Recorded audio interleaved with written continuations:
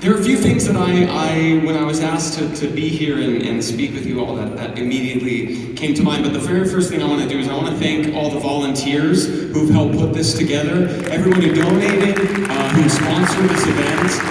It's really remarkable. All you have to do is just look around you, so thank you. So it's funny, actually, those clips. I want to sort of dive into that and talk about where I was when I entered this chosen journey, and what it's meant to me personally these past 5 years. But as you saw, my beginning with The Chosen did not start with The Chosen. It started with The Shepherd, the short film that Dallas made about the birth of Jesus. And I get this audition. I hadn't had an audition for months. This is my first audition as an actor. I bet you can imagine that's not a good thing. If you haven't had an audition in months, things aren't going well. And I'll get back to that because I was at really one of the lowest moments in my entire life, not just as an artist, but as a human being. But I'll get back to that. I prep the audition. It's been months. I do my best. I don't quite understand it. I'm trying to figure it out. I go into this small casting office on Ventura Boulevard, not far from where I live in Los Angeles. And I go in and it's just the casting director, me, and the camera that got that footage, maybe unfortunately, but it's just us. I do the scene 2 times, and I leave the room probably within 10 minutes. I'm gone out of the audition, and I don't hear anything ever again. That's how that one went, and that's generally how auditions go, unless you maybe get a call back and get the part. I don't hear anything. A year and a half later, I get an audition for The Chosen. No idea there's any connection at all. But in that year and a half, a lot has changed in my life. I go in, I'm feeling good about myself. I feel like I've had more work. I've been doing my own work. I feel more able to give of myself what is needed. And I show up, and I see the casting director, the casting associate, a reader, and then this man who looks a lot like Clark Kent, and he stands up from the table and he says, just like I said, he says, "Noah, thank you so much for being here. We're so happy you're here. We're so happy that you came in to audition for us." And I'm like trying to make sure this audition goes well, so I'm just kind of laughing along like, "Oh, nice, cool, dude." No idea what he's talking about. But he kind of keeps going, and it occurs to me that midway through my audition, he's going to realize that he has no idea who I am. So I finally tell him, I think that you think I'm someone else. And he says, "No, you auditioned for me for The Shepherd a year and a half ago, and you were in the running for that role. And we asked for you specifically to be here to audition." None of which I knew at all. I didn't know I was in the running for it. I didn't even know that I was specifically asked. I just had gotten the audition and showed up. Now, let me take you again back to The Shepherd. Why I hadn't had an audition in months. Because at that time, I had taken a job in a brand new musical. I honestly, I haven't spoken about this much, so you're privy to something new here, but I wasn't broadcasting how sort of low I was in the moment. I had just gotten into this musical, brand new musical, promising lots of big things. I was playing a prince, singing all these songs, promising amazing things, and when it opened, no one was there. Literally 0 people came to see the show. And I had just told my reps at the time, I think it's going to be really big. I believe in this. They're telling me it's going to be big. So you have to hold me from any work besides this. I'm just going to throw everything I have into this. Now, I have been professionally acting for 6 years at this time, out of college. And I say, hold all work. I'm doing the musical. 4 months of rehearsal, prep, everything. We go into it, no one shows up. And my reps are saying to me, my manager, my agent, they're like, "When can we come see this big show that you're a part of?" and I'm sort of evading and being like, oh, it's hard to get tickets or something. And I tell them, just give me a little bit of time, because I'm so embarrassed by the fact that they'll show up and no one will be there, and they'll realize that it has been a failure and that maybe I was a failure in accepting this and putting off everything else. So finally, I put it 2 weeks in the future. I say, okay, in 2 weeks, show up on this Friday night. Now, that night, my mom is in the audience, my grandparents, my manager, and my agent. Out of the 300 seats that the musical had available, there were 8 people in the audience. 8, including my 5. And I couldn't go on stage. I was in the dressing room so ashamed, and I couldn't go out there and look anyone in the eyes. And 8 p.m. hits, curtain, and the whole cast is down, ready to go on, and I'm not there. 8:02, everyone's getting a little nervous. 8:04, the stage manager is coming up to the green room saying, Noah, we're ready for you. And I just can't even talk. I just shove my hand in the direction, just give me a minute. 8:10, finally the producer comes up, collects me, and I realize the show must go on. I hold back my tears and I enter the stage singing.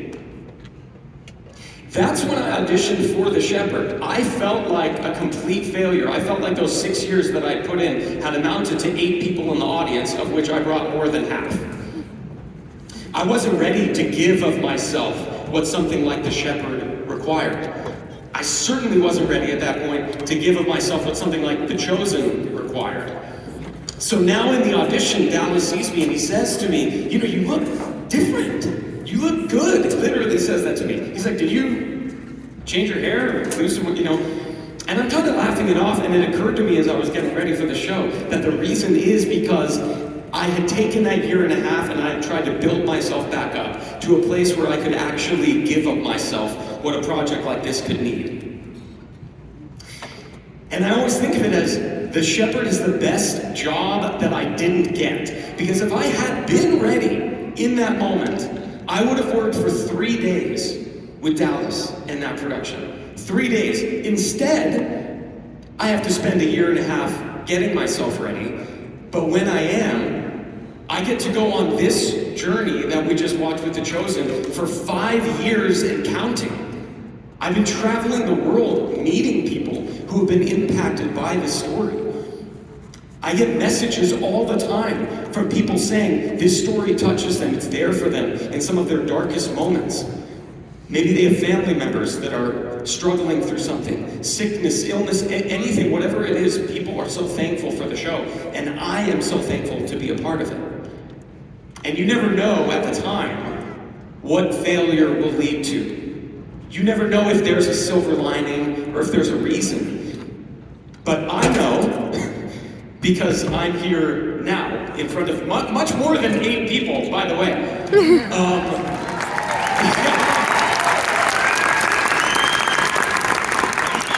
And it brings me to the other thing that I wanted to speak with you all about.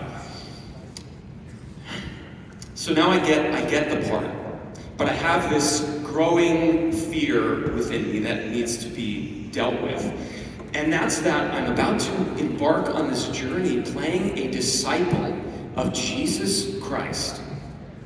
And I myself am Jewish. Exactly.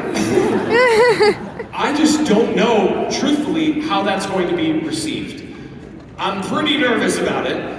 I don't know whether that's something that I should keep to myself. And honestly, it took some time before I would even say that publicly, because I was worried what people's, perception of me would be, or if they would sort of think, well, why you? Why are you in this project? And so I kept that to myself, and I didn't know, flying into the middle of, Weatherford, Texas, how I would be perceived, not only by the public and maybe the press, but just production. As a matter of fact, quick story. some of us disciples showed up on this first season, and we, look the way we look, and I had more of a beard, generally, when I'm filming the show, and we went to a little restaurant, sort of like a dive bar kind of restaurant. We were just there getting dinner, and we walked in, and there's like 10 of us. And I remember this, a younger guy, kind of the tall cowboy man, followed me into the restroom. And I'm like washing my hands before dinner, and he says to me, "Hey, you all right?" And I was like, "Yeah, are you all right?" And he said, "All right." And he looks me up and walks out. And I'm like, what? Did I do something? Maybe it's the way I look here. Which I think is interesting, because then the show becomes big, and I think that one of the great things about the show is that it shows that we may look a little different, we may be from different places, but we are all worthwhile, we all have value, intrinsic value in us, God-given value. And I wonder if that same cowboy would follow me into the restroom, just checking. But anyway, I get to production, and I met with nothing but open arms and open hearts. It is a completely welcoming experience. And when I say that we really are like a family, I mean it. But it's not just from the 5 years that we've had working on this. It was right away, from the top down, we were treated like family. And because I was invited into that space, because I was allowed to be myself and bring my own background, belief system, my own opinions, ideas, I have now been in a show where I have learned more about Jesus and his teachings and his messages and about Christianity as a whole in these last 5 years than I have for my entire life up until that point. So just by being welcomed into the space, I have broadened my entire world. And I know, looking out at you all, I wouldn't have this experience. I wouldn't be able to meet people and talk with people about their faith and their background, even if it's different from mine. I feel more connected, more empathetic, more open-hearted because of all this and because of meeting all of you. And I want to say thank you for welcoming me into what can sometimes be, almost exclusively Christian spaces, but I don't feel like an outsider here. I don't feel like an other, and that's been very important to me.